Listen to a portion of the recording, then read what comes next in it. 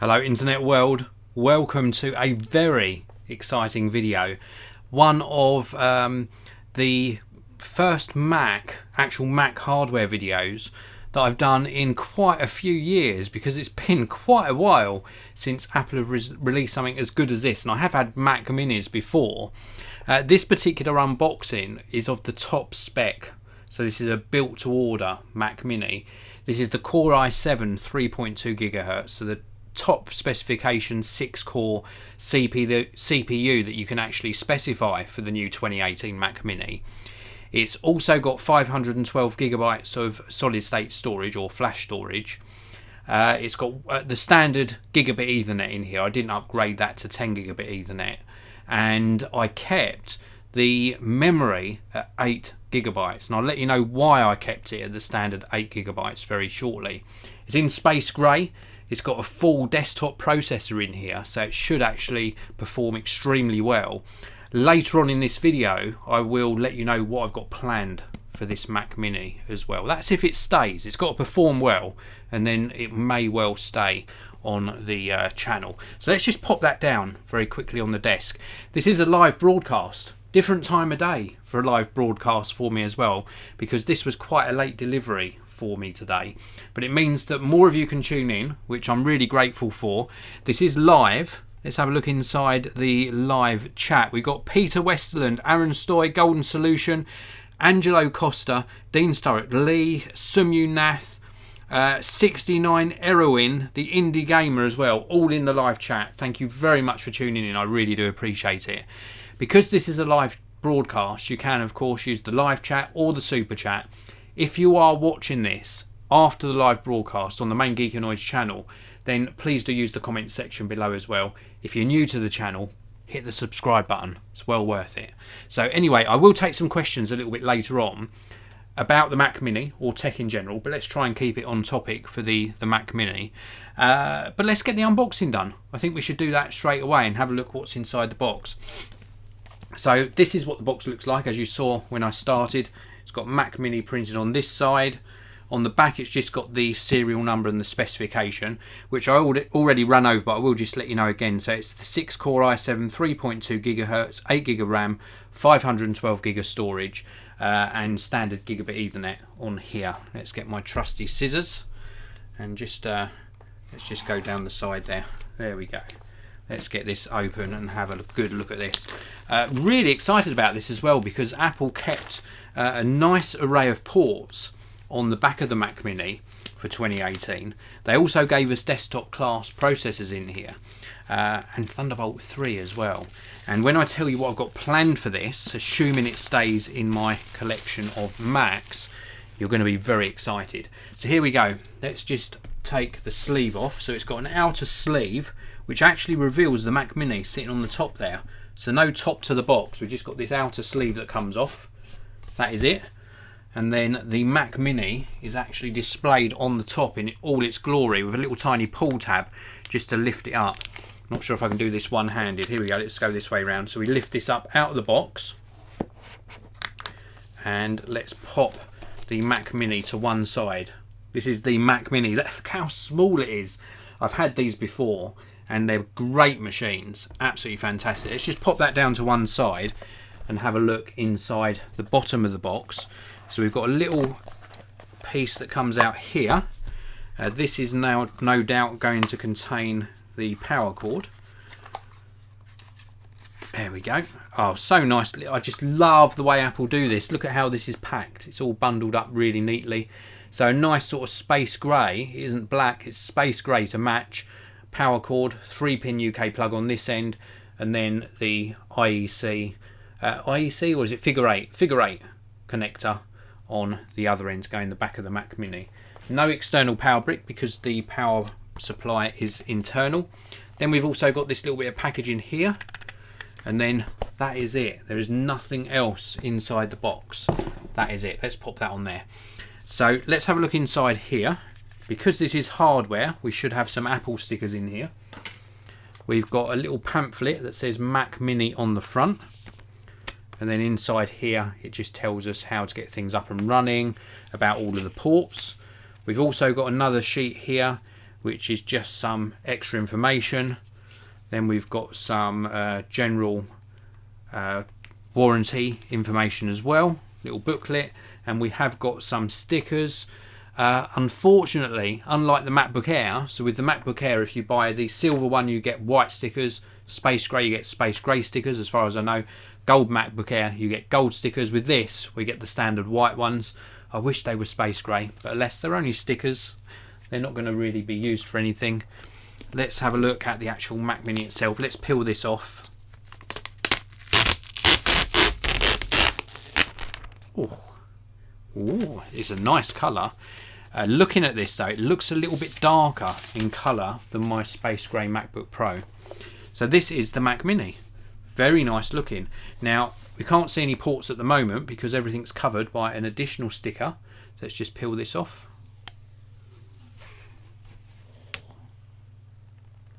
There we go, stick that to the side of the desk, so that reveals all of the ports.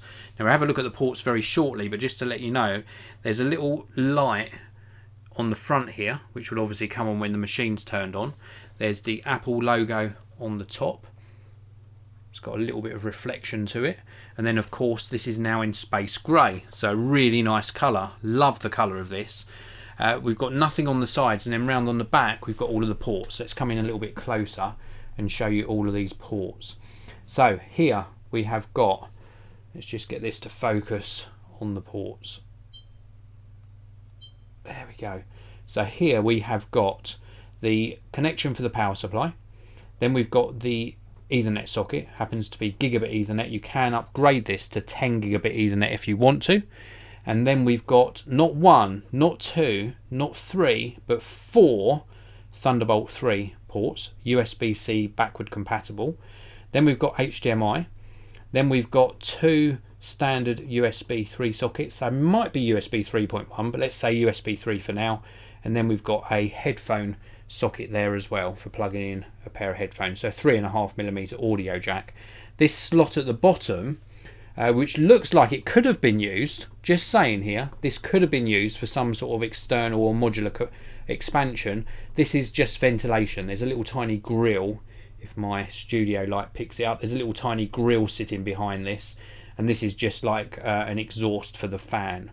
Now something that's different on these is the bottom used to have a little sort of a lock symbol up here or on one of the edges, and it would have some little dimples in the bottom, and you would rotate it to the unlock position and then the bottom would come off. With this one you have to use a little sort of tool, just a little like plastic tool to wedge in there and just prise this off very gently. Now a lot of the parts, there's been a lot of debate about this.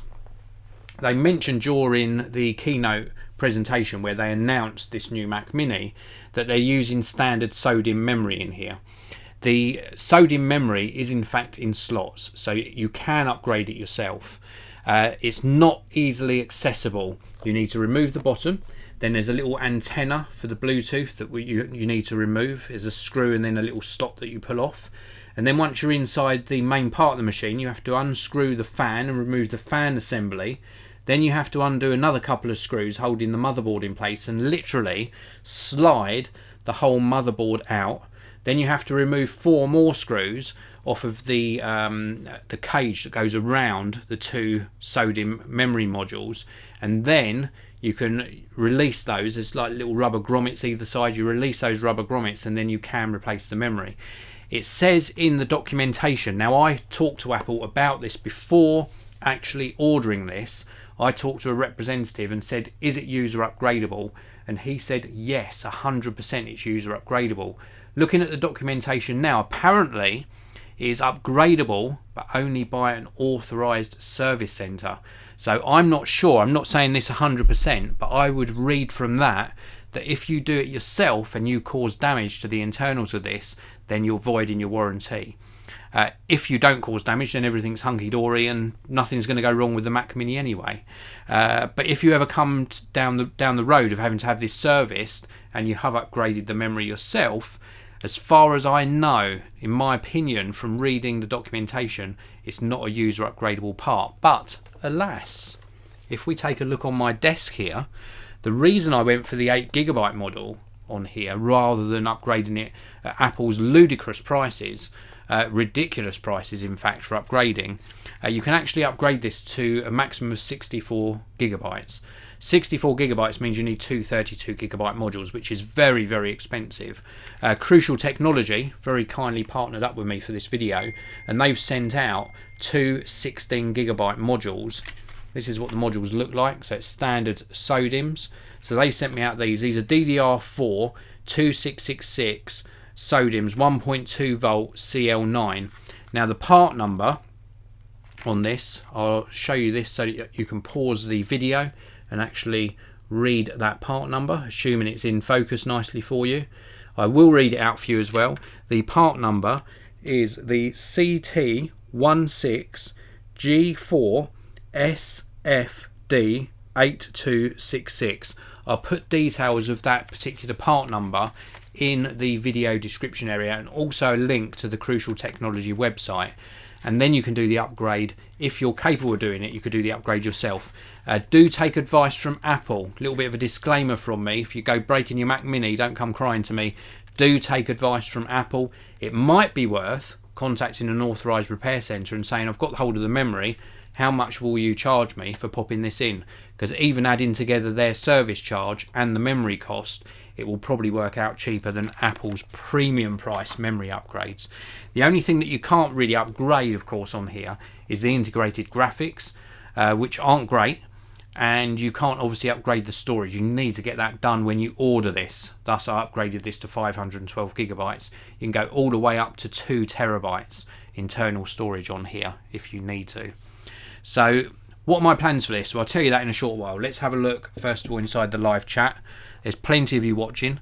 Eric Carter is asking, what is the price of this configuration? I think it was round about the £1,200 mark, maybe a little bit more, but round about £1,200, which sounds a lot. Don't get me wrong, that is a lot for a machine, but this is desktop grade processors in here, and you've got that expansion possibilities using the Thunderbolt 3. So let's have a look, see if we've got any other questions.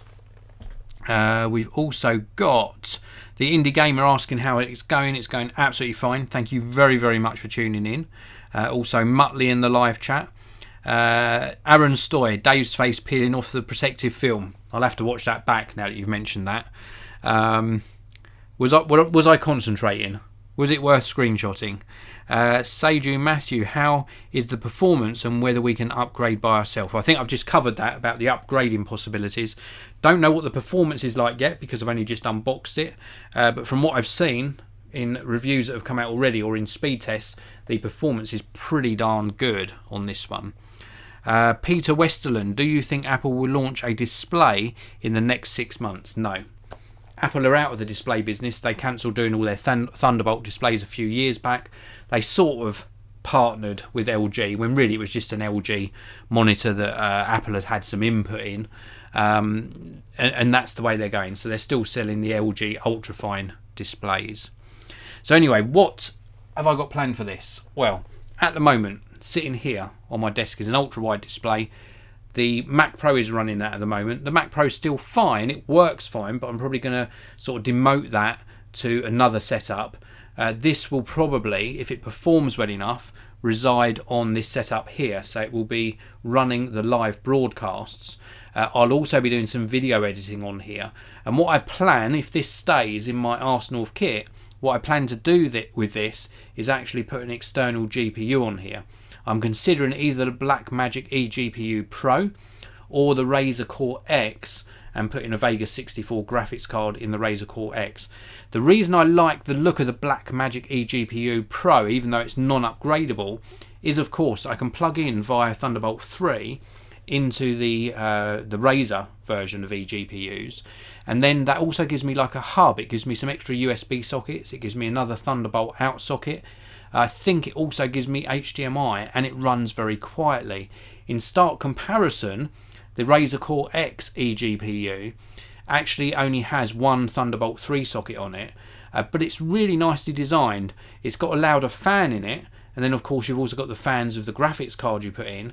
But if I put a Vega 64 graphics card in that, and then in the future I want to upgrade to a new graphics card, I can just open up the machine, pull out that Vega 64 graphics card, sell it, and then replace it with a newer, upgraded and faster graphics card. It's going to make a lot of difference to the performance of this, especially when it comes to doing things like Final Cut Pro video editing. Apparently now in the latest version of Mac OS, you can actually select applications to take advantage of external GPUs, and Final Cut Pro 10 is one of those applications.